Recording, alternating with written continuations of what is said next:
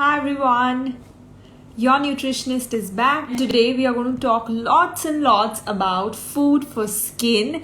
I have got great questions to talk about today on the live, and I'm going to start with a basic, understanding of what skin is made up of, what it requires, lots of nutrients about it. I'm going to cover oily skin, basics of how to take care of your skin. I'm going to cover for acne, and I'm also going to talk about lots of peripheral things and oily skin. Basically, I've got tons of questions from people who wants answer for how to control oily skin. So I have lots of people joining in. Hi everyone.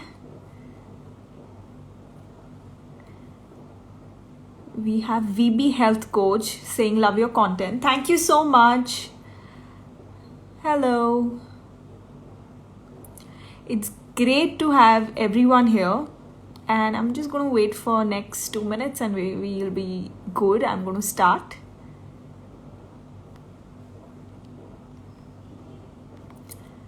Okay. So as I said, today's hot topic is all about skin. Lots of food in my list to talk about and how it is going to take care of your skin with lots and lots of different skin issues. So I have already noted down the questions that I've got from my followers so far. But if you still have any questions on the things that I'm going to speak today, you can put in the comments below, or there's a question mark box just besides the comment section, so you can put your questions there. By the end of the session, I'm going to check all the questions and answer them as well.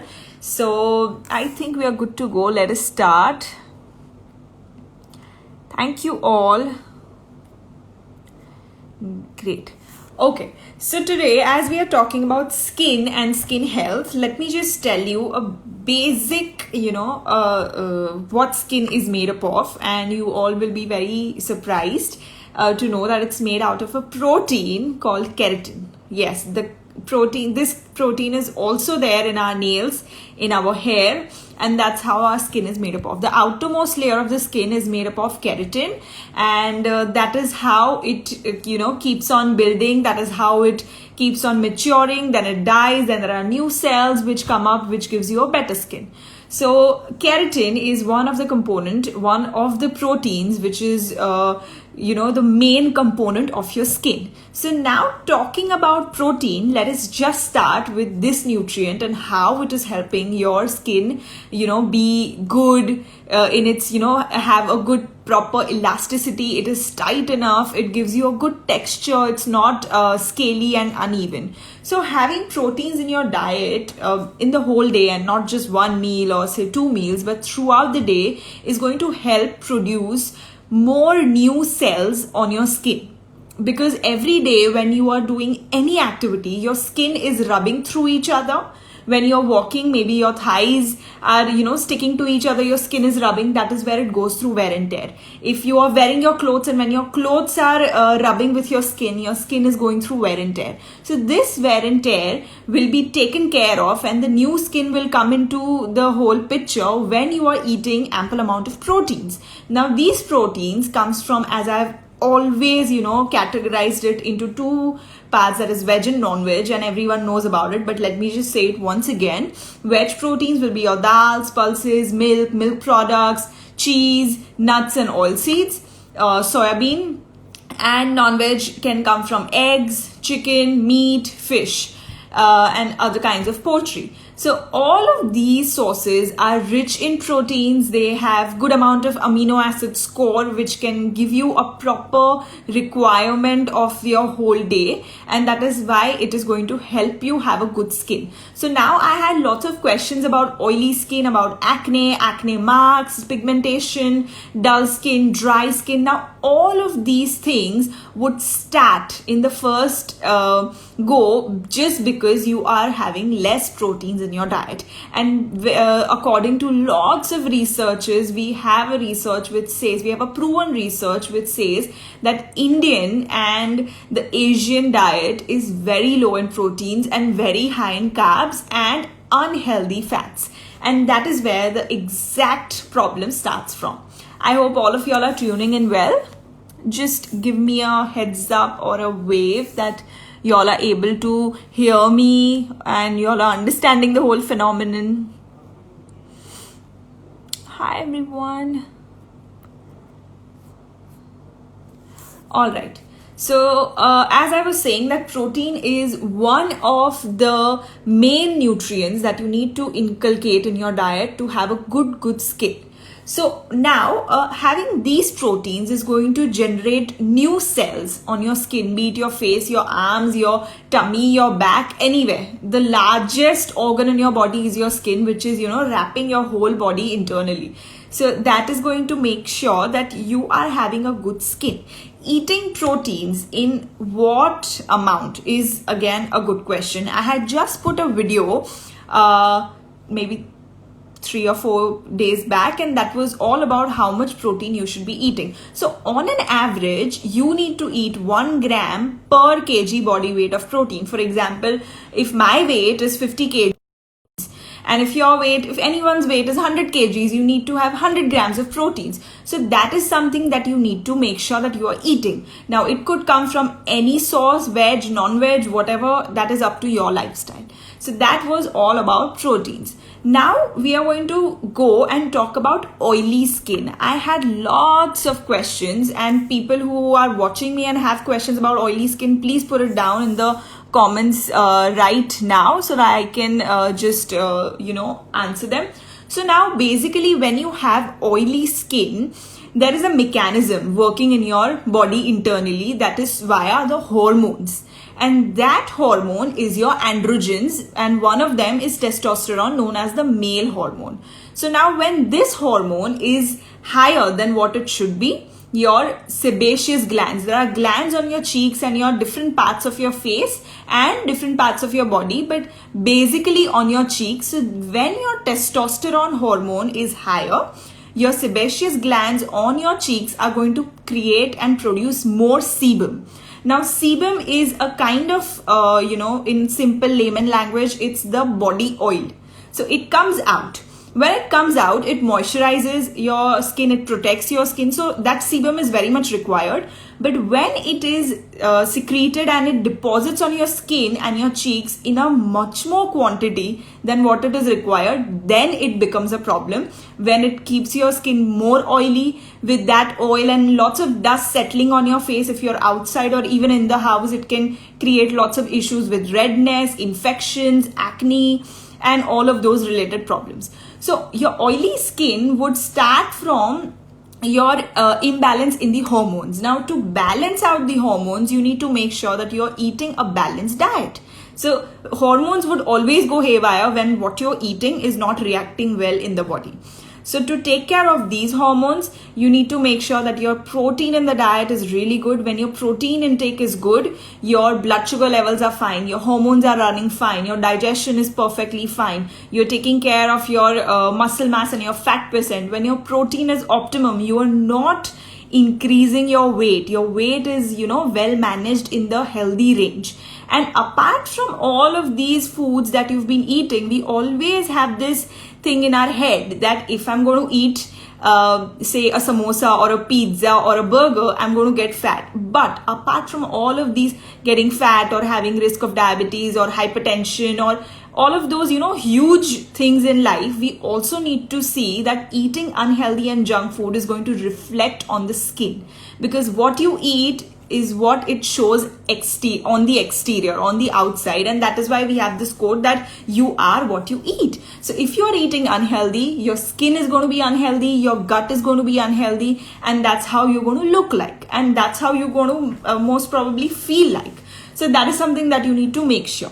So now with oily skin, there are the one solution is to take care of your hormonal imbalance. That is, you need to make sure that your hormones are all in line. Now this thing, I'd like to relate it with females who are suffering from PCOS. Now PCOS is a polycystic ovarian syndrome. Again, it is a lifestyle and a hormonal imbalance which can give you lots of imbalance and haywire in your hormones. It can give you oily skin, it can give you facial hair, it can give you acne, it can give you dark patches on your skin and unexplained weight gain. So with all of these things, your skin is going to suffer. And that is when you need to make sure that your hormones are well in line, and that is only going to happen when you're eating good. Now, apart from all of these, oily skin basically is something which is very much related to sebum production, as I just said. So taking care of this production of sebum, there are lots of medicines as well which can take care of it if the diet is not enough. So that you need to go and talk to your dermat or a skin specialist or your doctor who can help you with it. But first line, as I always say, that the first line of treatment is always your food, because that is something that you're eating every now and then, and that is what is going to reflect every now and then. So your primary source of taking care of anything and everything on your skin is your food. So that was about oily skin.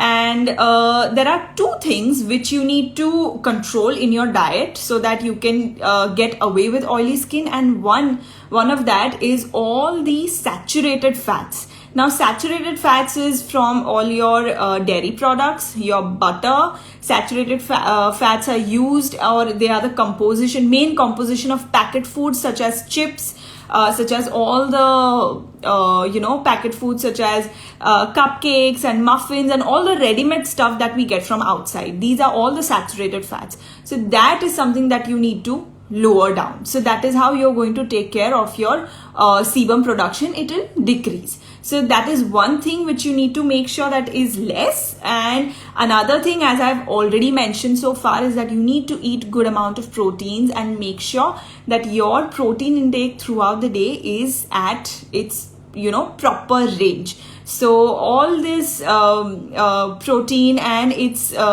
magic is going to help you in taking care of your hormones, your blood sugars, your gut health, and also your skin. So that was all about oily skin. Now we are jumping down to acne. And before that, let me just see if there's any questions. Guys, if you ever have any questions, just put it down in the either in the comments or just in the question tab right next to the comments. Okay. Yeah, so we have one question on acne. Okay, so I'm going to start with acne now. Perfect. So now when we are going to acne, there are 3 to 4 things that I'd like to talk about.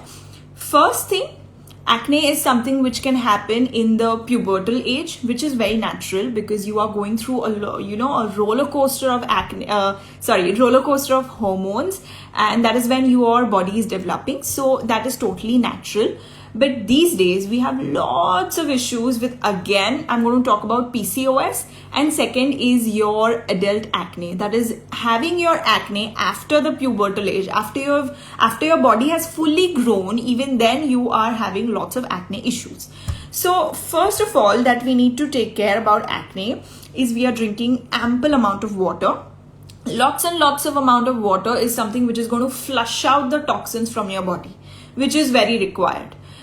Second thing that you need to make sure is you are exercising every day. Our skin breathes too. I'm sure that when you are putting makeup or taking, washing your face or anything, or if you're just observing your skin, you have those small pores all over your face. So that is something, through which your skin breathes and through which your skin takes in the dust or takes out the toxins via sweat. So when you are sweating it out, all your toxins are coming out.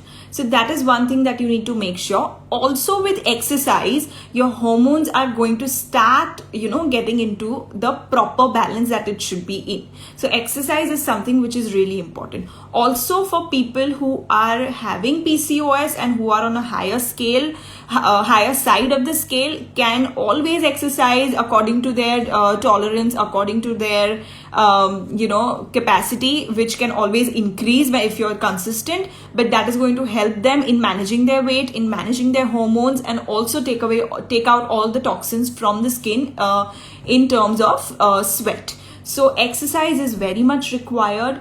Third thing about acne is, first of all, we are eating something, our human body is sourced, and it is made in such a way that when we are eating something, it has to come out, we excrete out.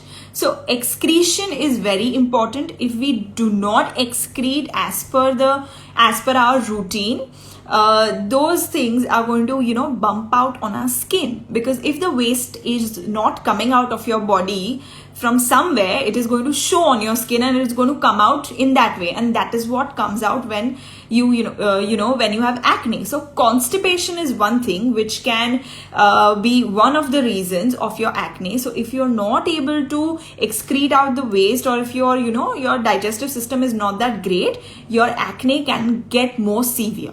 And that is something that you need to focus on. To take care of constipation, number one is to drink lots of water, as I've always told you. Number two is to add more fibers, and these fibers are going to soften and make your digestive tract much more better, and the movement of your bowel is going to be much more smoother, and that is going to give you a proper stool every day in the morning or whatever the time is. So that is going to help you in clearing out your acne.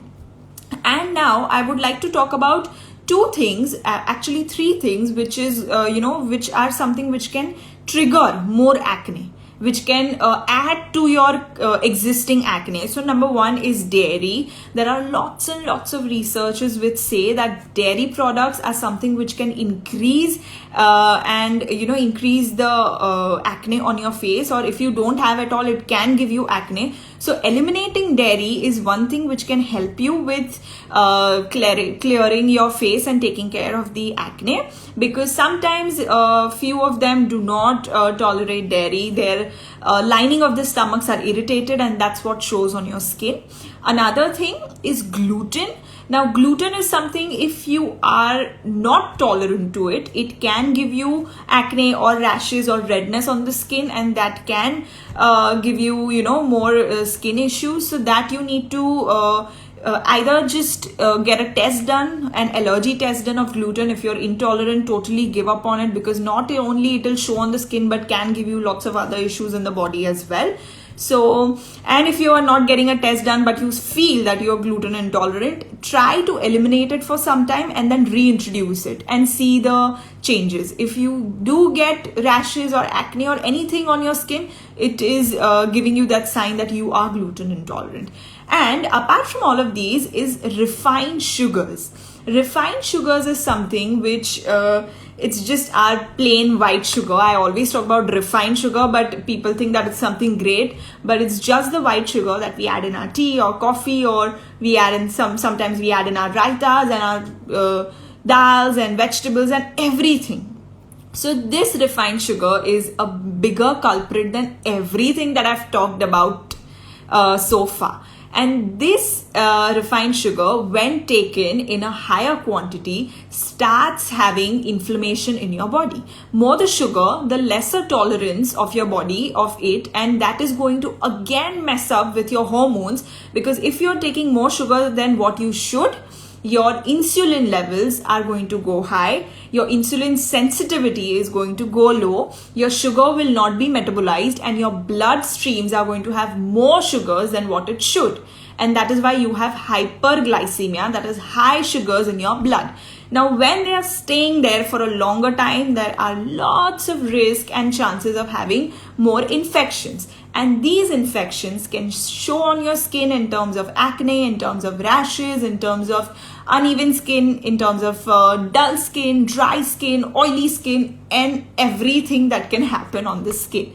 So these things are really important, which are trigger foods for all your unhealthy skin issues, mainly acne. So that was all about acne. Now I'm going to talk about few nutrients which are really good, which can amp up your skin, which can help in giving the glow. I had lots of questions about how to have a glowy skin, how to have a natural blush, and all of those things. But in the middle, let me just see if I have any questions. Yeah, so here we have a question that please talk about skin foods. I'm coming to that.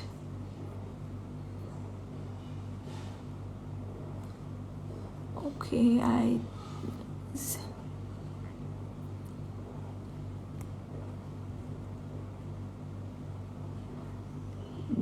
Wait, I think I'm going to take a few questions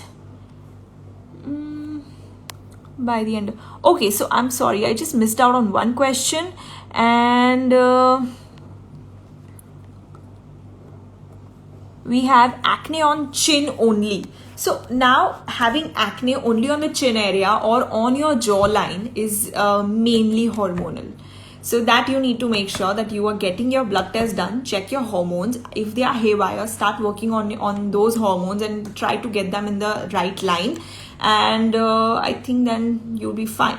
And if you are into the reproductive age, then it could be one of the symptoms of having PCOS. So get your hormones checked. If you have facial hair, if you have darkening of the skin, then make sure that you are getting a test done of the hormones for sure. Get your ovaries checked, get a sonography done. If the cyst is bigger than 10 mm per cubic centimeter, it is going to tell you that if you're PCOS or not. So get it checked as soon as possible and do take care of yourselves. Okay. So now we are going to talk about the foods which are going to help in your, giving you a good skin. So number one, we are going to start with the basic nutrient. I've already talked about protein, so not repeating on that. But now I'm going to talk about vitamin A and carotenoids. So carotenoids are something, it's a compound which are pro-vitamin A. So when you are eating the carotenoids, they get converted into vitamin A inside your body. So these are from oranges, from yellow and red bell peppers, carrots, spinach, lots of yellow, red and orange vegetables and fruits. So it could be beetroots, it could be mangoes and all of those things. So anything that is yellow, red and orange has carotenoids, and these carotenoids are very, very important to have. They help in generation of new cells on your skin.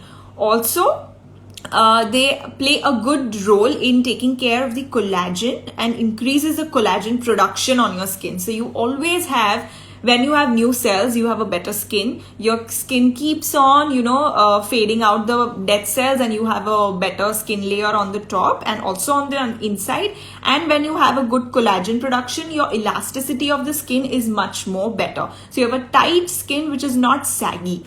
So vitamin A and beta carotene and carotenoids are something which are really important. Now these you can get from all the yellow, orange and red vegetables and fruits. Apart from this, now we are going to talk about the fats, the good fats, which are really important in your diet, which can help in having a good skin, and that is omega-3. Now omega-3, we can get it from ample amount of fatty fish like salmon, mackerel and herring. Now these fishes are really good sources of omega-3, and omega-3 is basically, anti-inflammatory. So it is not, so even if there is a little infection, it is going to curb the infection, and it is going to give you, an infection-free body or skin or whatever. So having these fishes are really nice, but having omega-3 from vegetarian sources, you can always rely on nuts and oilseeds, mainly walnuts. Now walnuts are again rich in omega-3 coming from the vegetarian part, and having other nuts and oilseeds are really good in good fats, which can increase your omega-3 and omega-6, but omega-6 we don't need more, because again it's having more of omega-6 can give you more inflammation, so having it in a less amount could help you. Another food item in terms of good fats is avocado, and it is rich in vitamin E and vitamin C. Now vitamin E is again very essential for your skin, because again it gives you a good glow, it gives you good production of collagen, it gives you that flushed good skin. And vitamin C, again, it's an anti-inflammatory, and it is going to help in taking care of the infection. It will take away all the infection and give you a good skin. Now we are moving down to tomatoes. I'm sure that everyone has tried the tomato scrub or has put tomato on their faces. But tomato is, it has a pigment called lycopene. Now lycopene is something which is a natural sunblock. So I'm not asking you to put it on your face before stepping out, but eat lots of tomato. Also, again, it's rich in vitamin C. It is going to take care of all the inflammation, and adding tomatoes to your salad or your basic home preparation is going to give you lots of vitamin C. So that's about it. There's one food item which is really, really interesting, and I'm sure everyone likes it, and that is dark chocolate. There are researches which show that having dark chocolate daily in a small amount is going to give you lots of antioxidants, zinc, and vitamin E. Now, having zinc deficiency can also give you unscaly and unruly skin. It is going to give you a very, a scaly skin which is uneven. Yeah, uneven. And it can also cause dryness. So having zinc is very important. If you cannot get it ample from the foods, you can always have a supplement. But you can get zinc from cashew nuts, from almonds, from pistachio, from sunflower seeds. Again, sunflower seeds is something which is really good for your skin. You can get it. You can get zinc from other seeds like flax seeds. Again, flax seeds rich in omega-3 and gives you good amount of good fats which are going to work for your skin really well. Now, apart from all of these things, what else can we have? Eating lots of fibers. Yes, I couldn't miss out on this point. Eating lots of fibers in your diet is going to feed the good bacteria in your gut. I have always spoken on it. There are 3 different kinds of bacteria: good, bad, and neutral, and they stay in your tummy. And that is how they make an environment of their own. So now, to have good health in terms of skin, hair, nails, weight, your hormonal balance, anything regarding your health, you need to make sure that the good bacteria is overcrowding the bad ones. So the population of good has to be more, the bad little lesser than that, or even more lesser would be great, and neutral needs to be in the middle. So to make sure that you are having good gut bacteria with a higher number, you need to give lots of pre and probiotics. You need to eat those. Now, when you are eating pre and probiotics, they are feeding the good bacteria, and when they are feeding the good bacteria, they'll grow more and they'll overcrowd the bad ones. Now, what are pre and probiotics? Now, they are basic simple foods for your bacteria, which is going to help them grow. It could be high fiber foods such as whole grains, wheat, bajra, ragi, rice, lots of cereals in that matter. All the pulses, dals, and all your vegetables, fruits are all rich in fibers. So we need to make sure that we are eating those every day for every meal. We need to make sure that we are having one portion of fibers for our every meal. Now, apart from this, make sure you're not indulging in all the refined flours, that is your maida. Very, very important. Just take it away from your diet. Because that is again going to mess up with your hormones, your weight, your skin. The production of sebum is going to give you lots of oily skin. So no maida for your skin. Apart from this, there are lots of fruits and vegetables which are very important, which are going to help you in boosting the glow, the natural glow of your skin. And one of them is your carrots. There are beetroots, there are tomatoes, as I've already spoken. There are more fruits like guava, there are strawberries, there are amla, our Indian gooseberry. Amla is again very rich in vitamin C and gives you good hair and skin. It works really well for your hair as well. So that is something, adding guava, adding all the seasonal and indigenous fruits in your diet would work really well. Apart from this, we can also add a glass of vegetable juice or green juice or smoothies in our diets which have all of these vegetables. I do not recommend juicing the fruits because when you're juicing a fruit, all your fiber is taken out, especially in those, juicers or something, all your fibers are taken out. Also, the compounds of your fruits are broken down and the fiber component is totally drained out from it. So in the end, you're just drinking the sugary water and the colored water. So I would always recommend eating fruits rather than juicing them up. But with vegetables, you can always juice them up, eat and drink it with the pulp. Do not discard the pulp. Don't strain the juice. Drink it as it is. If you think that it's really thick, add water and drink it. Now, these fibers are also going to, give good feeding things to your tummy. your good bacteria. They are also going to work for constipation for people who are having acne, as I just talked about earlier, that eat lots of fiber. So this can be one thing. And this is like one proper glass of lots of nutrition and lots of good pigments that can work for your skin, which can give you a good glow. So this is something that you need to make sure. Now, do we have any questions? Please keep putting in.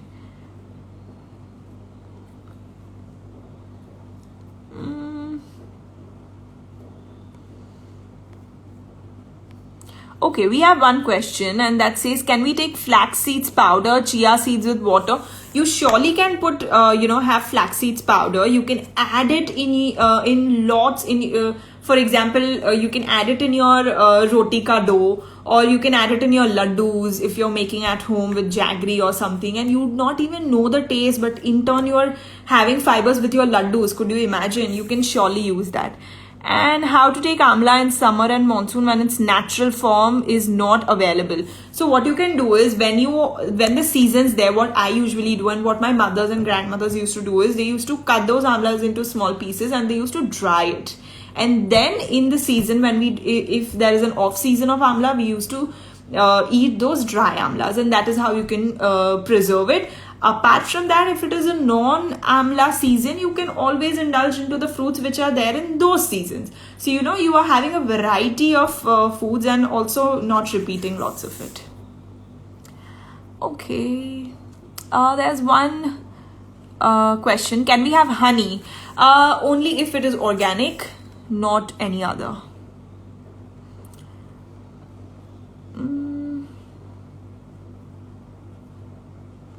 Do we have any questions, guys? Please put it in the comments.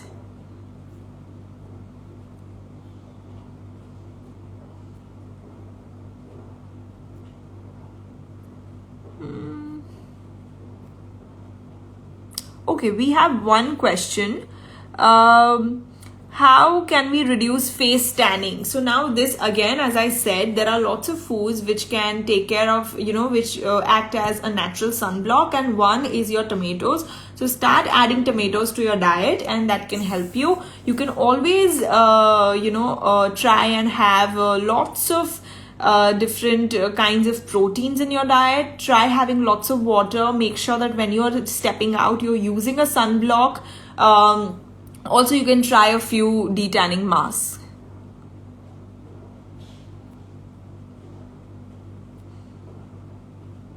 Okay.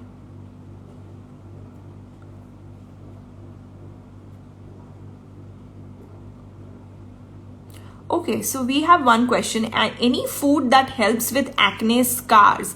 Just curious. I'm sure there are a lot of people who have acne scars, and even I have a few when I used to have my acne, and I've been having acne even after my puberty, and I've been having a really bad phase with it, but I do have a few scars. I think you can see it. So those scars can be taken out. So it is not going to go like in overnight. It needs a little time, but you can take care of it by having the green juice that I just mentioned. Eat lots of fibers, because it is going to give a proper nutrition to your skin. Also, when you are having more fibers in your diet, and when you are having the proper intake of all the nutrients, your blood circulation to your skin increases, and in turn all your nutrition is going to come to your face. It's going to give you a good skin.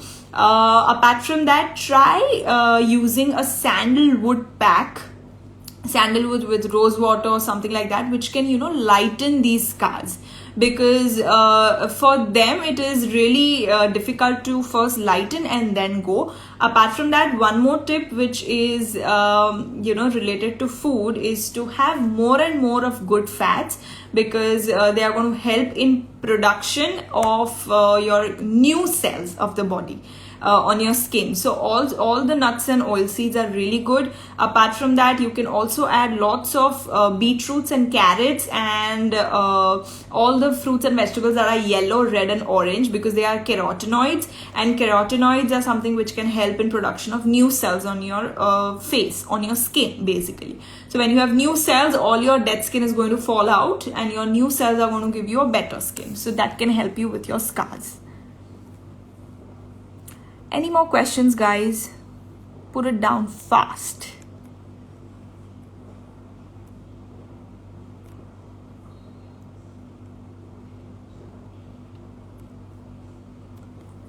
Okay, do we have any more questions?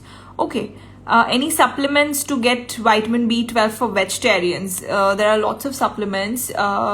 If you could just DM me, I think I would need to talk about a few parameters, and only then I can tell you the dosage. Okay, so we have one question that some pulses like chickpeas and vegetables are gastric. How to deal with it? So people who are vegetarian and are going to put more proteins in your diet after my live and after listening to me, I'm sure you're going to put lots of pulses and dals in your diet. So when you're using pulses, make sure that you are soaking them overnight or at least for 8 hours. And that is when all your aflatoxins from your pulses are going to come out, and then you can boil it or cook it however you want. But soaking of 7 to 8 hours is mandatory, or overnight, and that will not give you any gassy effect. For vegetables as well, if you feel that you're feeling gassy, you can always steam them, because not everyone can tolerate raw vegetables, so you can steam them. And for people who cannot tolerate raw vegetables, don't go for the juice because it's totally raw. You can instead boil them or steam them, and in the same water you can crush them and have it as a soup. So that will also enhance your fiber intake, and also all the vegetables are going to help you in your skin. Okay, we have one question. What is best for vegetarian for high level protein to eat daily for oily skin, since dairy doesn't suit me? So as I said, you can have one portion of dal or pulses with all your meals. For example, your breakfast could be a bowl of sprouts or a bowl of moong. Your lunch can have a bowl of dal, or you can have any kind of other pulses like chole or rajma, or there are tons of beans. Similarly with your dinners, if you do not have, if your body is not suiting dairy, you can always go to soy. You can have soya bean, you can have tofu, and all of these things are going to add up to your protein intake of your whole day. Also add nuts and oil seeds in the middle, like in your mid meals, and I think you're good to go. I think we are done with questions. All right. Rice we have one question. Is it okay to exclude rice from your daily meals? It is totally up to you. It's your preference, but it has nothing to do, it has nothing major to do with your skin. I think that's about it. Okay, I'll just take one question. It's on pigmentation and dark circles. Now again, first you need to differentiate between pigmentation and tanning. So sometimes if you're tanned, you don't know that you are tanned, but you feel it's pigmentation. So take care of your tanning first. If the layer goes out, then you're good to go. If not, pigmentation usually starts by, say, late 20s or 30s, but it totally depends on your lifestyle. If you're eating good food, you can maintain a great skin even at 50s. So that is something that you need to first take care, that if your tanning is taken out, then it's not your pigmentation. For dark circles, there is not a lot of researches, neither there is anyone who's talking about how to take care of dark circles. I had a live 2 or 3 months back with a skin specialist, and a beautician, and that is what she said, that there is no solution for dark circles. You just need to take care of them. If you can lighten them up with by eating good food, but just cover it up with concealers, and that's what they said. Neither have I taken care of, neither have I read about those things in any of the researches so far. So yes, for pigmentation, again, we need lots of nutrition, lots of fibers, lots of green, yellow, orange and red vegetables to take care of those parts of the skin. So I think then you're there to talk to all of you with something great, again interesting, and I hope that you all are liking my feed and all the knowledge that I'm sending you. So Thank you all for joining in today, and I'll see you all till then. Take care, stay home, stay safe, increase your immunity, eat good food, take care of your skin, take down all the notes that I've talked about today, and try working on it. If you have any other issues, do feel free to DM me, and I'll be very happy to help all of you. Thank you, Suhani. I hope that things work for you. Thanks, Kamya. And thank you, VB Health Coach. Thanks to all of you, and stay tuned for lots of authentic information, and I'll be always there to help all of you all. Bye.